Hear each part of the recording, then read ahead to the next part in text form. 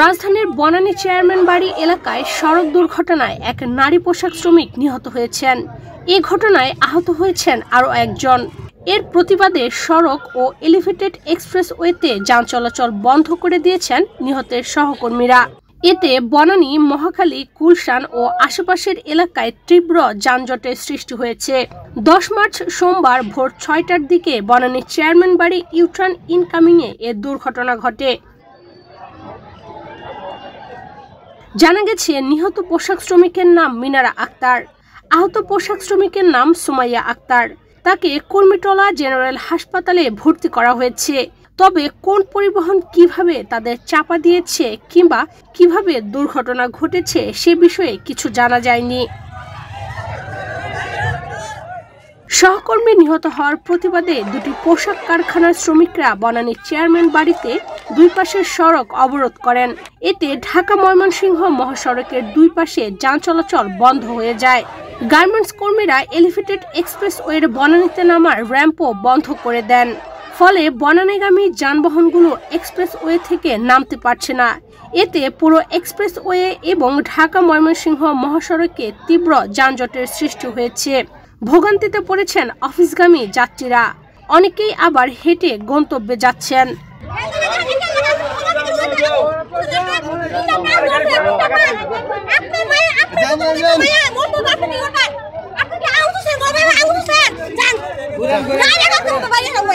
ওর নাম হচ্ছে মিনারা। ও 6:40-এ এখানে আসছে। যখন দুইটা মাইয়া যখন গাড়িটা যখন মারে দিয়ে গেছে, ও যখন পড়ে গেছে, একটা ছেলে আসছিল ওরে বাসাইতে, ও ছেলেটারে উল্টে মারে দিয়ে গেছে। আমরা গার্মেন্টস শ্রমিক, আমাদের নিরাপত্তা তো প্রয়োজন আছে। টোটাল 3 জন ছিল, তাদের ছোট ট্রাক লরিগুলা উপরে তুলে দেয়, পরে আপনার একজন জায়গায় মারা যায় আর 2 জন হসপিটালে নিয়ে গেছে। গার্মেন্টস শ্রমিকটা চাচ্ছে কি, হয়তো তাদের অফিস থেকে এখানে গার্ড দিবে রাস্তা পারাপারের জন্য, আর হয়তো একটা ফুট ওভারব্রিজ করে দিবে তাদেরকে, আর নাইলে ট্রাফিক বিভাগ যদি তাদেরকে সুযোগ দেয় রাস্তা পারাপারের জন্য, তারা রাস্তা পারাপার করবে। গুলশান ট্রাফিক বিভাগ থেকে জানানো হয়, বনানীতে সোমবার সকাল আনুমানিক 6টার দিকে চেয়ারম্যান বাড়ি ইউটার্ন ইনকামিংয়ে এক নারী সড়ক দুর্ঘটনায় প্রাণ হারিয়েছেন। তবে কোন পরিবহন দুর্ঘটনাটি ঘটিয়েছে তা এখনো নিশ্চিত হওয়া যায়নি। পুলিশ ও সংশ্লিষ্ট কর্তৃপক্ষ দুর্ঘটনার কারণ অনুসন্ধান করছে এবং যান চলাচল স্বাভাবিক করতে তৎপর রয়েছে।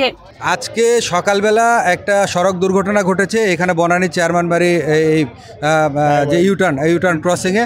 তো এইখানে এই সড়ক দুর্ঘটনায় একজন গার্মেন্টস শ্রমিক নিহত হয়েছে, এছাড়াও একজন আহত আছেন।